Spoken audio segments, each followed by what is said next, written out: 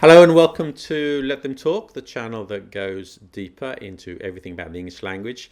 And today we've got another video in our series 2-minute grammar, when you take 2 minutes away from your busy schedule to learn some English grammar. And we've got something special for you today. We're going to look at the English of Emmanuel Macron, the President of France. Now, President Macron recently gave an interview to the BBC in English, and I must say that President Macron's English is excellent. In fact, it's more than excellent, it's outstanding. Yes, it's true that he sounds noticeably French, but his pronunciation was certainly good enough and always understandable, and it never hindered his expression in any way.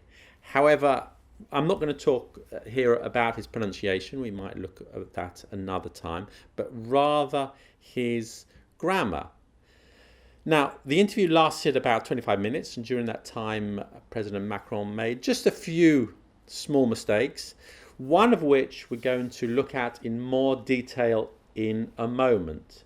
But his English was remarkably good, and he's never lived in an English-speaking country. I have students who tell me that it's impossible to speak English fluently without living in an English-speaking country. Well, President Macron is proof that that is not true. Okay, so let's have a quick look at the few mistakes that he made. Okay, and by the way, nobody in the British media was making any references to these tiny grammar mistakes.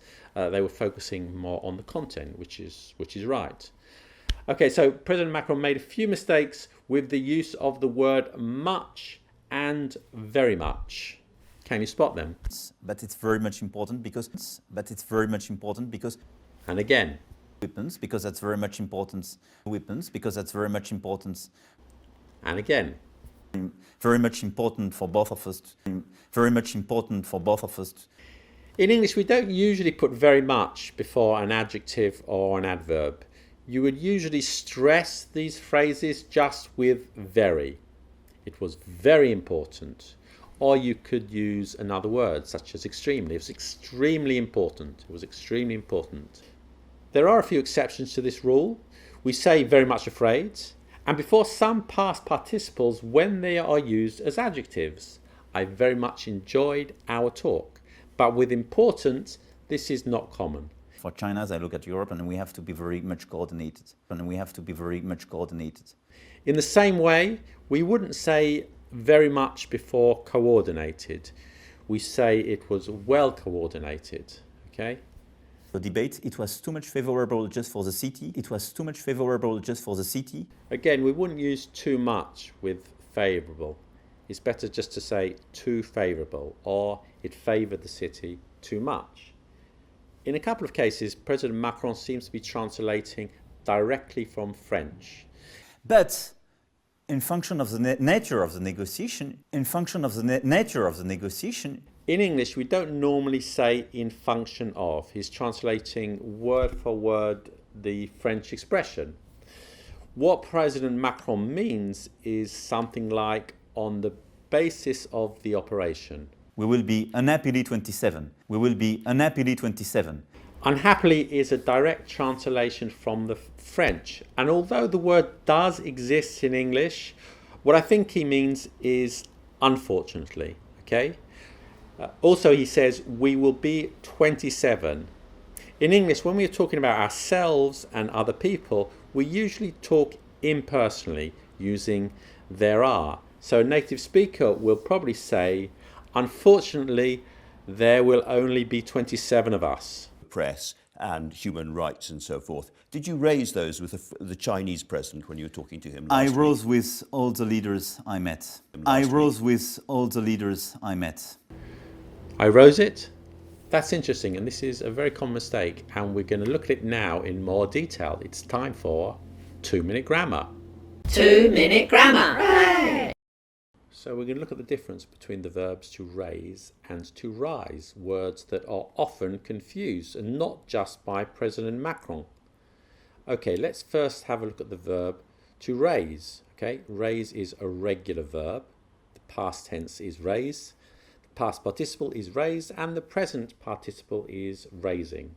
Raise means to lift to a higher position. To lift to a higher position. The important thing is here that it is a transitive verb, and this means that it's always followed by an object.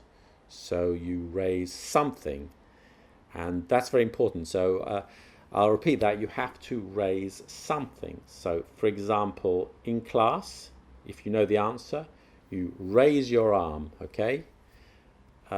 Let's raise our glasses and make a toast. You raise children, that means bring them up. You can raise a question. A government can raise taxes, a shop can raise prices, okay? Easy, huh? Okay, what about rise? Rise is an irregular verb, and the past is rose, and the past participle is risen, and the present participle is rising. Rise means to come up or go to a higher position. Rise is an intransitive verb, which means it doesn't take a direct object. So the thing that rises happens, but it doesn't do anything to anything else. So, for example, bread rises in the oven. An aeroplane rises into the clouds.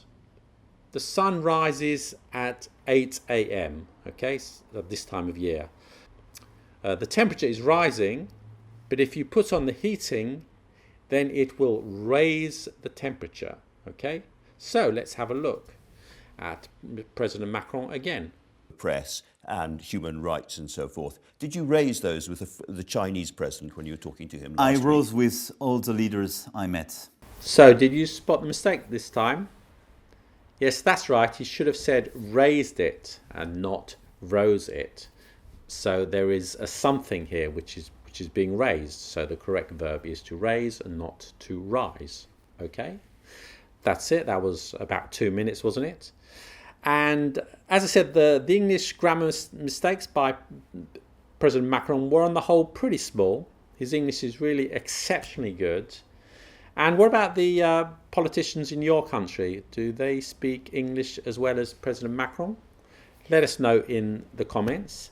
And I remind you that we are a language school in the heart of Paris, not far from the Elysee. So President Macron, if you're watching and you do need extra lessons, or anyone else who's in Paris, then come and join us. So go to our website, letthemtalk.fr. Thank you for watching. Stay mellow, and more English language videos coming soon.